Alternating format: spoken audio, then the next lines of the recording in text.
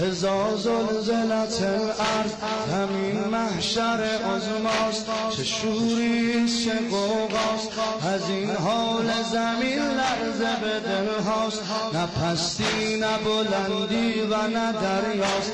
رسیده از همان روز قیامت، همان لحظه موعود که فرمود خدا زود رسد زود، که فرمود خدا.